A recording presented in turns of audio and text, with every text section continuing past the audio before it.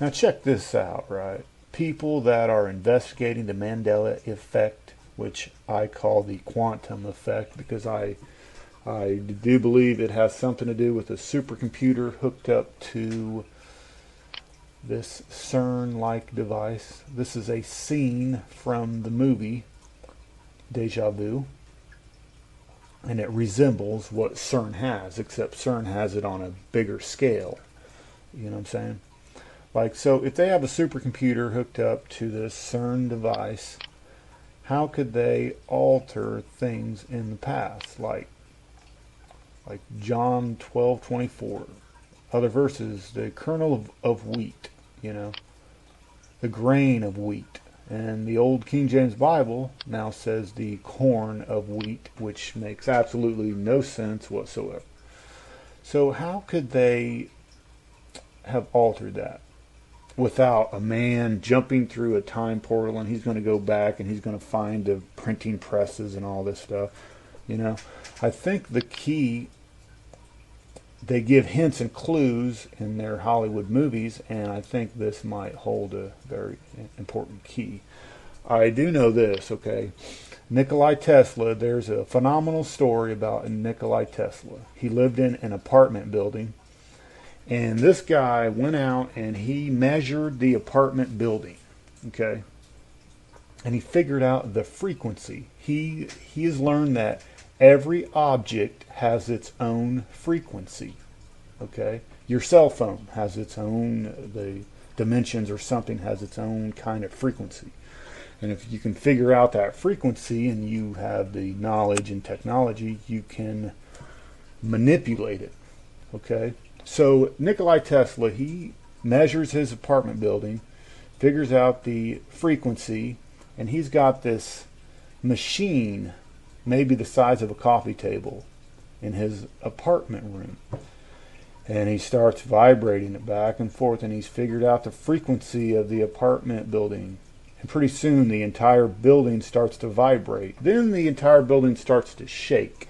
And then residents are scared. They call the police and all this. But every object has its own frequency. So this supercomputer with this CERN magnetic device, you know, electromagnetic, you know, times a million, and it tears, you know, tears holes through the fabric of space and time and all this. I wonder if they could go back in time with their machine and pinpoint little things and alter it. Because this whole Mandela effect, it feels like a counterfeit alteration. And what I mean by that is, if they could really change time or alter things in the past, why would I remember Star Wars says, Luke, I am your father? Everyone remembers that. There are plenty of references in the past to prove that it used to say, Luke, I am your father, but yet it's been altered. It feels like a counterfeit alteration somehow. And I think this movie, if you go back and watch it, it holds some kind of clues or hints on how they can manipulate, you know, tear holes in the fabric of space and time and pinpoint certain things and alter them and tamper around with little things. You know what I'm saying? I would like to point out I'm not trying to bash the Bible in any way. I actually want people to be alert, have eyes like a hawk, you know. You acknowledge that things are being tampered with. You acknowledge it. So if they try to alter something like John 3:16, you know, they try to, one day you open up your 47-year-old Bible and it says, for God so loved the globe that he sent his only begotten son, or something like Jesus felt the bosom of Mary Magdalene and he blessed the bosom of Mary Magdalene, or some kind of, you know, just total blasphemy or something. You know what I'm saying? You're not going to be suckered into believing some kind of lie, because your eyes are open. You understand that this alteration is happening, right?